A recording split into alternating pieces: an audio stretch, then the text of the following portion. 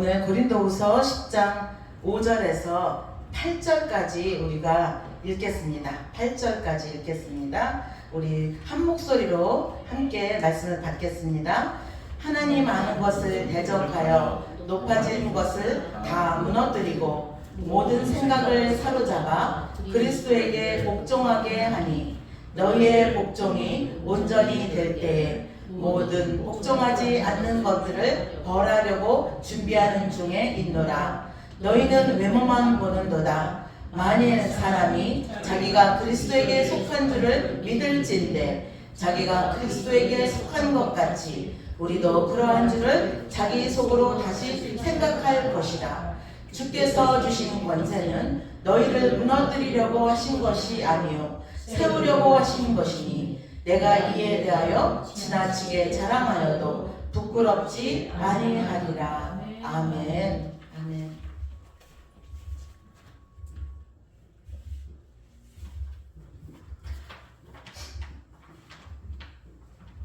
잠시 기도하겠습니다. 하나님 아버지, 고린도후서 10장 5절에서 8절의 말씀을 아버지 우리가 상고합니다. 하나님, 생각의 변화가 길을 연다라는 아버지 제목으로 말씀을 전합니다. 우리가 한 마음으로 주님의 말씀을 듣습니다.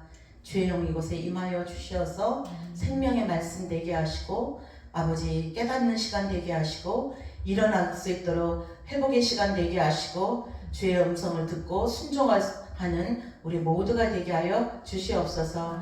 감사드리며 예수님의 이름으로 기도드려나이다. 아멘. 사랑하는 여러분, 벌써 9월 중순이에요. 이제 얼마 남았죠? 올해 2025년이 얼마 남았어요? 3개월 반 남았죠? 참으로 빠르게 2025년도가 지나온 것 같습니다. 우리가 참 세월이 빠르다 정말 이제 마지막 때가 되었다 이렇게 하듯이 이 세상은 너무나 정말 그 제트기 속도로 가는 것 같습니다. 우리가 살아가면서 우리가 가장 치열한 전쟁터가 어디라고 생각하십니까? 우리가 일하는 일터인가요? 아니면 사람과의 관계인가요?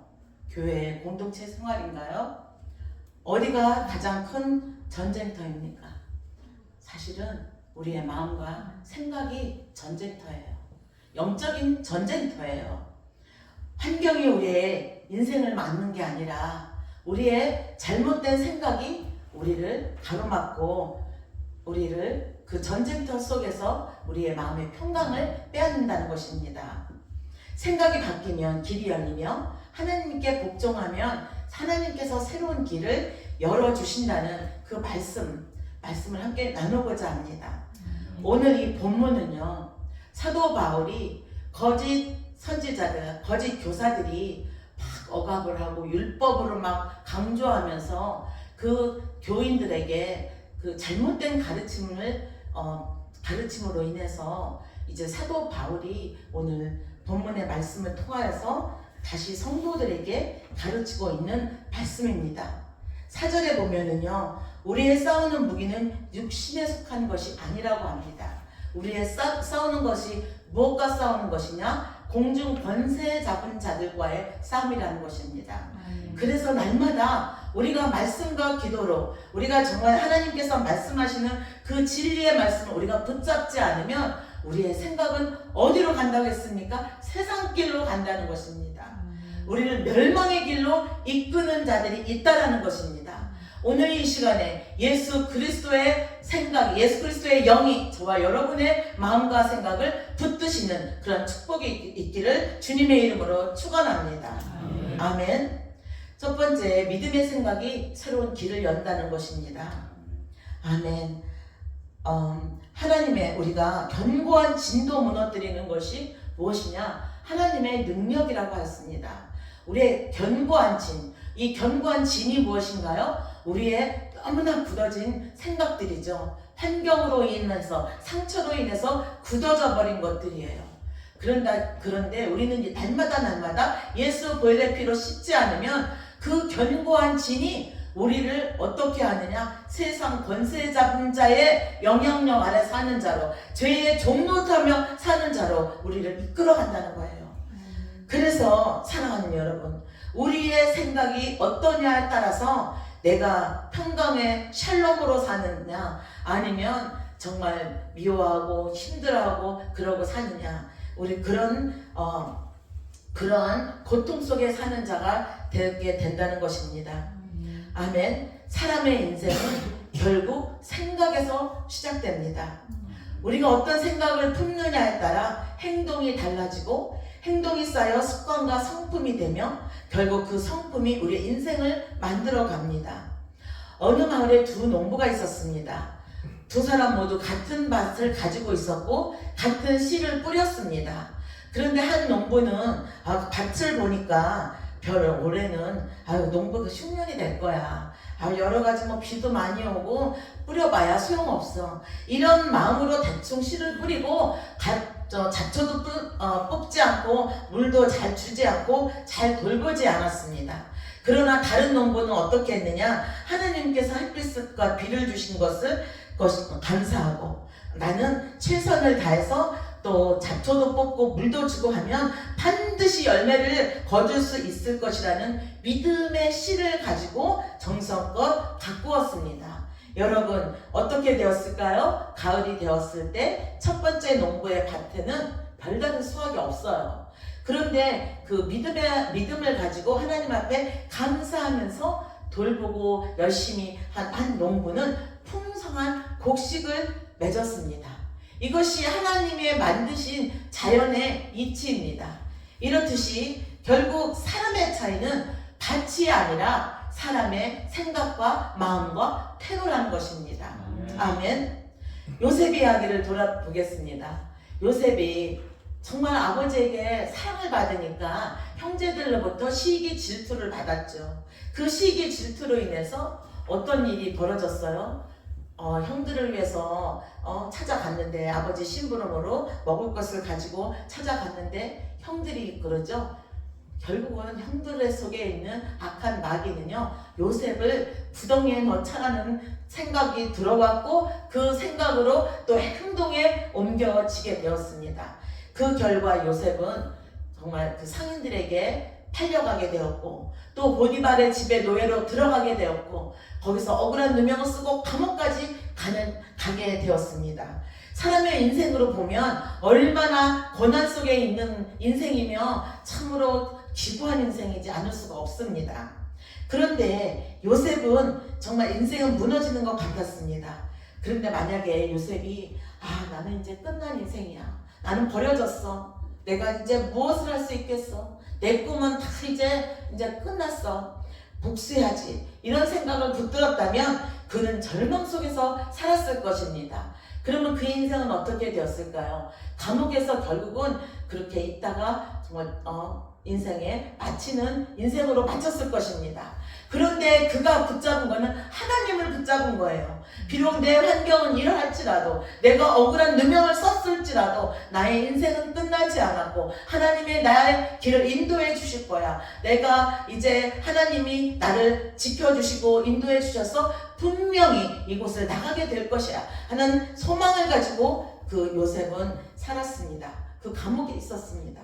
그러니까 그 믿음의 생각이 어떤 결과가 일어났습니까? 원망과 절망의 자리에 머무르지 아니하고 그를 하나님을 바라보는 소망 가운데 있게 함으로 인해서 그는 결국 하나님께서 그를 감옥에서 끄집어내서 그를 애굽의 총리가 되게 하는 그런 놀라운 일이 일어나게 된 것입니다. 사랑하는 여러분, 마음과 생각을 통해서 그 행동으로 나아가고 그 행동의 결과가 놀라운 열매를 맺게 된 것입니다. 아멘. 그가 창세기 50장에 이런 고백을 합니다. 하나님께서 당신들은 나를 헤아려 하였으나 하나님은 그것을 선으로 바꾸사 오늘과 같이 많은 사람을 살리는 자리에 서게 하셨나이다. 요셉의 이 고백과 같이 저와 여러분의 삶 가운데 얼마나 억울한 일들이 많았습니까? 저도 돌아보면요, 제가 경제적으로 뭐 좀 여유가 있거나 아니면 여유가 없었을지라도 하나님이 주시는 마음으로 많은 사람들을 섬기고 먹이고 할 때에는 주위에 사람이 참으로 많았습니다. 그런데 정작 어려워지고 내가 정말 어렵다라고 하니까 연락 오는 사람도 없더라고요. 내가 도와달라고 할 사람도 없더라고요. 그러나 그럼에도 불구하고 하나님 앞에 기도하고 매달리니까 하나님께서 자연스럽게 모든 환경을 열어가는 체험을 하였습니다. 만약에 아니 내가 이렇게 베풀었는데 아니 당신들은 나에게 어떻게 이렇게 할 수 있습니까? 하면서 원망만 하고 불평만 하고 이렇게 했다면 사람들의 관계가 과연 어떻게 되었을까? 그런데 주님은 저에게도 이런 요셉과 같은 고백을 하게 하셨습니다. 하나님이 당신들은 나에게 이렇게 했지만 나는 당신들에게 하나님이 선하신 하나님이시기에 분명히 선으로 이끌어주시고 선한 열매를 맺게 하실 것이다. 이 마음을 붙잡고 나아감으로 말미암아 하나님은 강하고 담대한 믿음을 주셨고 또 이렇게 말씀을 전하는 자로 서게 하셨습니다. 아멘. 사랑하는 여러분, 결국은요 우리의 마음과 생각을 또한 우리가 태도로 하나님 앞에 순종할 때 하나님께서 길을 여신다는 것입니다. 아멘. 결국 우리의 인생을 바꾸는 시작점은 마음과 생각입니다. 그리고 그것을 드러나는 그 삶의 모든 생각과 행동이 드러나는 것은 우리의 태도라는 것입니다. 우리의 태도는 마음의 방향이 바뀌어지고 또 그곳으로 향하는 것을 통해서 모든 결과가 나타난다는 것을 알 수 있습니다. 사랑하는 여러분, 성경적 관점에서 말씀의 태도를 보면은요, 잠언 18장 12절에 겸손은 존귀의 앞잡이니라 이렇게 말씀했어요. 이 태도의 시작은요, 이 겸손은요, 내가 주인인 거에서 하나님이 주인이심을 고백하며 사는 거예요. 아멘. 겸손한 태도입니다. 또 두 번째로 감사하는 태도예요. 안 좋은 상황, 감사할 수 없는 상황에서도 불평해서 감사로, 나의 말을 감사로, 범사에 감사하라. 이것이 그리스도 예수 안에서 하나님이 너희를 향하신 하나님의 뜻이니라. 그리스도 안에서 너희를 향하신 하나님의 뜻이 감사하는 태도라는 거죠. 아멘. 삶의 문제와 고난 속에서 하나님의 선하심을 믿고 감사하는 태도는 우리의 보는 시각을 바꿔놓습니다. 또 우리의 마음을 바꿔놓습니다. 사랑하는 여러분, 지금 현실은 어떻습니까? 지금 현실을 볼 때에는 답답한 일이 너무도 많지요? 그러나 우리는 감사할 수밖에 없습니다. 왜냐? 하나님이 지으신 모든 것이 선함에 감사함으로 받으면 버릴 것이 없나니 하나님의 말씀과 기도로 거룩하여짐이라. 이 모든 일들은 하나님이 저와 여러분을 말씀과 기도로 거룩하여지도록 만드시는 그 모든 하나님의 계획이심을 믿습니다. 아멘. 세 번째로 순종하는 태도입니다. 에베소서 5장 20절에서 21절에 주 예수 그리스도의 이름으로 항상 아버지께 감사하며 피차 복종하라. 순종은요, 누가 시켜서 하는 것이 아니에요. 자원하는 심령이에요. 예수 그리스도의 구속의 은혜에 감사해서 하나님, 내가 나를 드리겠습니다. 나의 시간을 드리겠습니다. 나의 물질을 드리겠습니다. 하나님이 맡기신 그 자리에서 충성을 다하겠습니다. 이 순종의 태도는 하나님께서 잘했다, 나에게 주님 앞에 인정받는 사람으로 서게 하신다는 것입니다. 아멘. 그래서 우리는 하나님께서 나의 고집과 나의 모든 이런 불순종하는 것들과 이런 모든 것들을 하나님 앞에 내려놓고 하나님께 정말 내려놓고, 하나님 나를 변화시켜 주세요.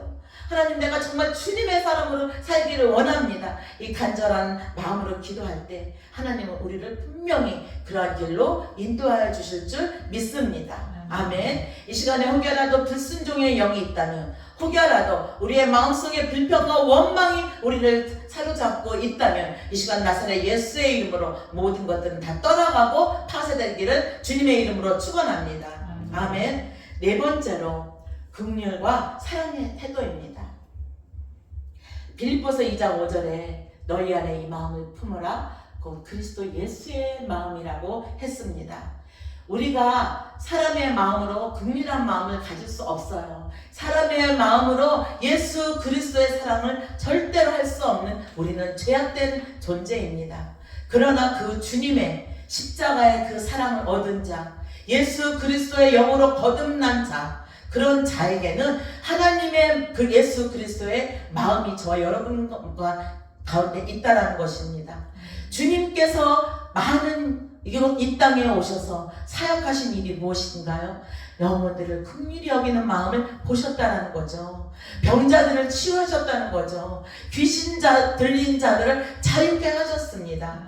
이 모든 것들은 주님이 우리들을, 저와 여러분을 볼 때 긍휼히 여기는 마음이요, 정말 죽기까지 사랑하신 그 사랑 때문에 예수 그리스도께서 그 십자가를 지셨다라는 것입니다. 사랑하는 여러분, 베드로를 보면 정말 한낱 어부에 불과했습니다.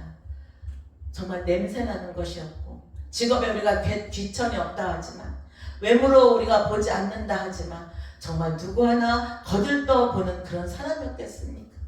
저와 여러분도 우리가 예수 그리스도를 믿지 않으면, 하나님이 예수 그리스도 안에서 저와 여러분을 이끌지 않았더라면 과연 하나님이 그렇게 주목하는 사람이 되었고 이런 사람이 되었을까?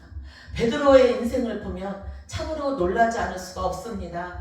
그는 배운 그렇게 지식이 없는 것 같습니다. 혈기도 왕성했고 무식한 자였습니다. 그런데 하나님이 택하셔서 그를, 예수님을 따르는 제자로 만드시고, 주님께서 다시 살아나셔서 부활의 주님으로 나타나셔서 이제 성령을 받게 하시니까, 성령이 오셔서 성령을 기다리라 하시고 그 성령을 받으니까 어떤 사람으로 변했습니까? 사도로 변했습니다. 사도가 되어서 복음을 전할 때 3,000명, 5,000명 놀라운 사람들이 예수 그리스도를 믿는 놀라운 일들이 일어났습니다. 사랑하는 여러분, 그 마음속에 그 주님의 이제 사랑을 알게 된 거예요. 그 십자가의 사랑을 알게 된 거예요. 그 십자가의 긍휼을 알게 된 겁니다. 그때 베드로와 요한이 성전에 가죠. 성전에 올라가죠. 성전 미문에 앉아있는 그 안전뱅이를 보고 어떤 마음이 들었어요? 그 많은 사람들이 성전 미문에 앉았었을 것입니다. 그런데 베드로와 요한이 주목한 한 사람이 있습니다. 성전 미문에 앉아있는 사람을 보게 하셨습니다. 사랑하는 여러분, 저와 여러분에게 하나님이 보게 하시는 사람들이 있습니다. 관심을 두게 하는 사람들이 있습니다. 사도 베드로와 요한이 그에게 다가가 뭐라고 말했나요? 그는, 안전뱅이는 그 베드로와 요한이 내게 무엇을 줄까 하며 바라보았습니다. 그러나 베드로와 요한은 뭐라고 했습니까?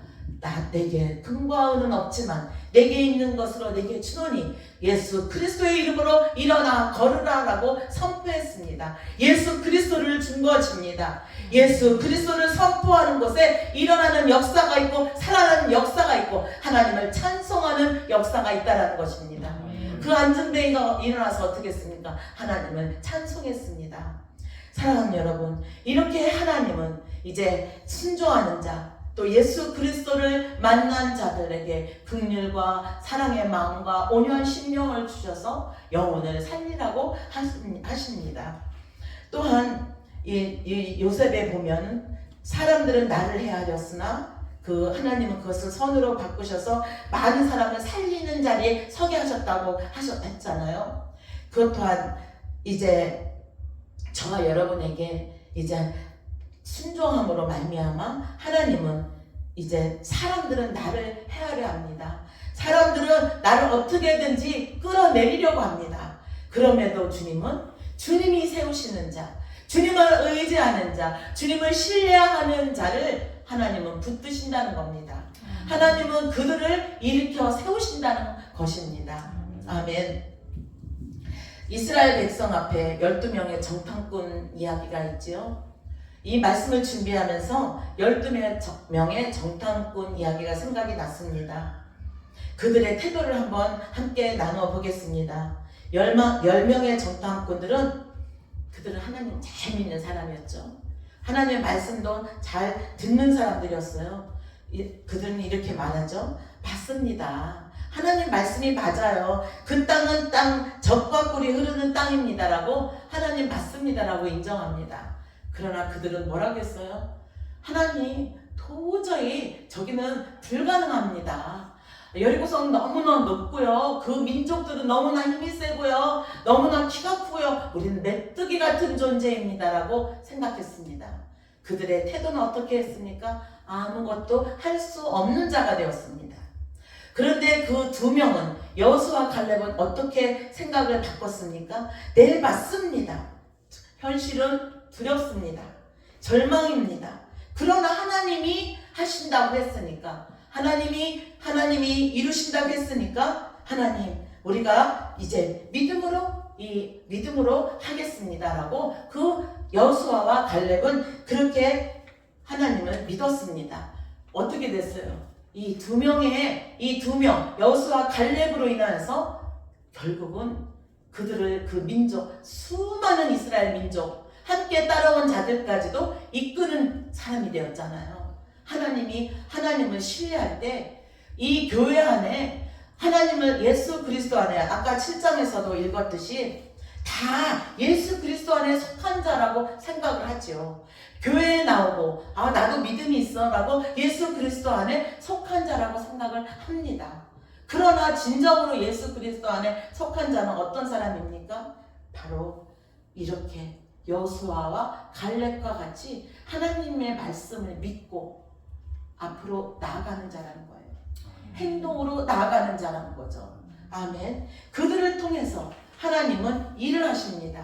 교회도 마찬가지예요. 수많은 사람들이 있지만 그 교회를 이끌어가는 사람은 소수라는 거죠. 열심히 주어진 일에 충성하고 맡겨진 일을 열심히 감당하고 할 때에 그들을 통해서 교회가 세워져 가고 이끌어져 간다는 것입니다.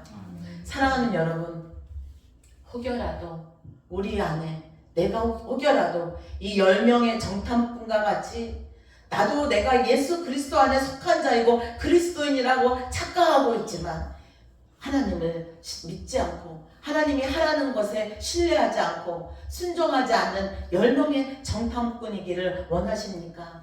아니면 이 2명의 정탐꾼과 같이 하나님 말씀에 그렇지 않은 것 같지만 그래도 하나님 말씀에 순종해서 내가 하나님의 뜻대로 나아가겠습니다라고 하는 2명의 정탐꾼과 같은 자가 되기를 원하십니까? 하나님은 그 2명의 정탐꾼 같은 사람의 믿음의 사람을 가지고 하나님의 일을 하신다는 것을 믿으시기를 축원합니다. 아멘. 두 번째로 우리가 어떤 마음을 가져야 되느냐? 높아진 마음을 내려놓아야 길이 열린다는 것입니다. 5절은 모든 이론을 무너뜨리며 하나님 아는 것을 대적하여 높아진 것을 다 무너뜨리고 라며 바울은 교만한 생각을 지적하고 있습니다. 내가 더 잘한다. 내 힘으로 할 수 있다. 하나님 없어도 괜찮다. 이러한 마음들이 새록새록 들어온다면 이것이 바로 하나님을 대적하는 마음이라는 것입니다. 자기 생각, 자기 철학, 자기 경험이 하나님을 대적하는 것이라는 것입니다. 또한 하나님께 감사하지 않는 것이 하나님을 대적하는 것이라고 성경 말씀 로마서 1장 21절에 말씀하고 있습니다. 하나님을 알되 하나님을 영화롭게도 아니하며 감사하지도 아니하는 것이 하나님을 대적하는 마음이라고 말씀하고 있습니다. 또 자기 의와 자기 자랑이 하나님을 대적하는 것입니다. 요한일서 2장 15절에서 16절의 말씀에 이 세상이나 세상에 있는 것들을 사랑하지 말라.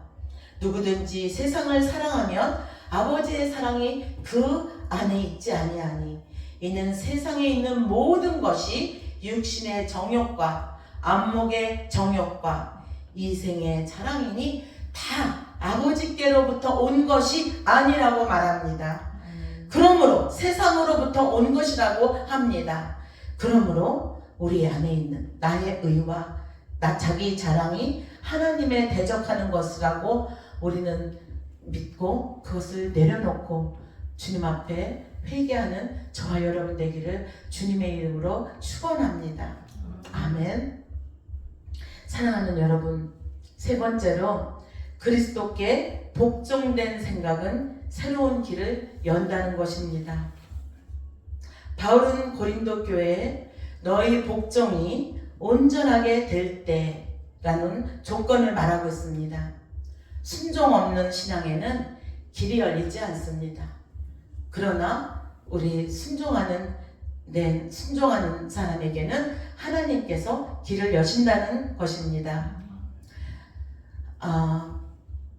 오늘 또 보면 종교적 열심, 또한 외적인 경건, 교회의 직분 이런 것을 받았다 해서 나는 하나님께 속했다라고 우리가 생각할 수 있습니다.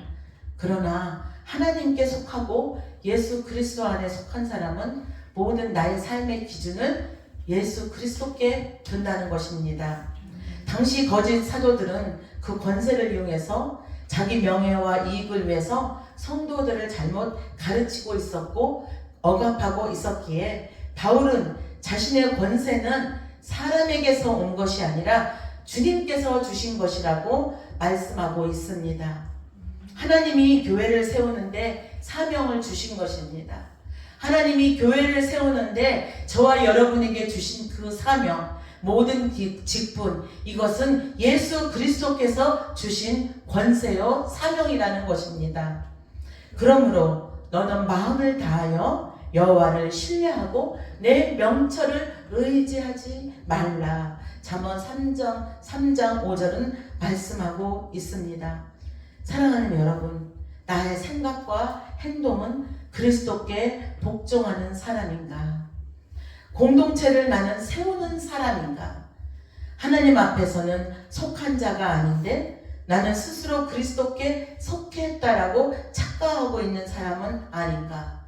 오늘 이 질문 앞에 저와 여러분은 분명히 서야 할 것입니다. 질문해야 할 것입니다. 혹여라도 우리가 하나님을 대적하는 그런 마음이 있다면 철저히 하나님 앞에 회개하고 내려놓으며 다시 돌이켜서 하나님이 인도하시는 생명의 길로 가야 할 것입니다. 아멘. 8절을 우리가 한 목소리로 읽기를 원합니다. 8절 한 목소리로 읽겠습니다. 주께서 주신 권세는 너희를 무너뜨리려고 하신 것이 아니요 세우려고 하신 것이니 내가 이에 대하여 지나치게 자랑하여도 부끄럽지 아니하리라. 아멘. 하나님께서 저와 여러분을 세우십니다. 세우기를 원하십니다. 아멘. 무엇을 위해서 세우기를 원하십니까? 하나님의 일을 맡기기 위해서 세우시기를 원하시는 거죠. 그 하나님께 세움받기를 원하시죠. 하나님 앞에 쓰임받기를 원하시죠. 하나님 앞에 인정받기를 원하시죠. 하나님 앞에 칭찬받기를 원하시죠. 그럼 우리가 무엇을 해야 합니까? 예수 그리스도께 복종해야 합니다. 그러면 우리의 모든 길이 열려질 줄 믿습니다. 아멘. 말씀을 준비하면서 이 찬양이 생각이 났습니다. 여러분들에게 이 가사를 읽어드리겠습니다. 나의 갈 길 다가도록 예수 인도하시니 내 주 안에 있는 긍휼 어찌 의심하리요. 믿음으로 사는 자는 하늘 위로 받겠네. 믿음으로 사는 자에게 하늘 위로를 주신다는 거죠. 믿음으로 사는 자는 무슨 일을 만나든지 만사 형통하게 하나님이 하신다는 약속을 주셨다는 것입니다. 나의 갈 길 다가도록 예수 인도하시니 어려운 일 당한 때도 족한 은혜 주시네. 나는 심히 고단하고 영혼 매우 가라나 나의 앞에 반석에서 샘물 나게 하시네. 나의 앞에 반석에서 샘물 나게 하시네. 이 반석이 누구십니까? 예수 그리스도이십니다. 반석이신 예수 그리스도 안에서 샘물이 나게 하신다는 것입니다. 3절 나의 갈 길 다가도록 예수 인도하시니 그의 사랑 어찌 큰지 말로 할 수 없도다. 성령 감화 받은 영혼 하늘나라 갈 때에 영영 부를 나의 찬송 예수 인도하셨네. 영영 부를 나의 찬송. 예수 인도하셨네. 어디로 인도하시나요? 영영 부를 찬송. 어디로 인도하시나요? 주님이 계신 곳으로 저와 여러분을 인도하신다는 것입니다. 아멘. 사랑하는 여러분, 이와 같이 예수님이 인도해 주시는 그 길을 따라가는 길이 형통한 길이요, 반석에서 샘물 나는 길이요, 하늘나라 갈 때까지 예수님께서 인도하시는 길임을 믿으시고 끝까지 주님 손을 붙잡으시는 저와 여러분 되기를 주님의 이름으로 축원합니다. 아멘.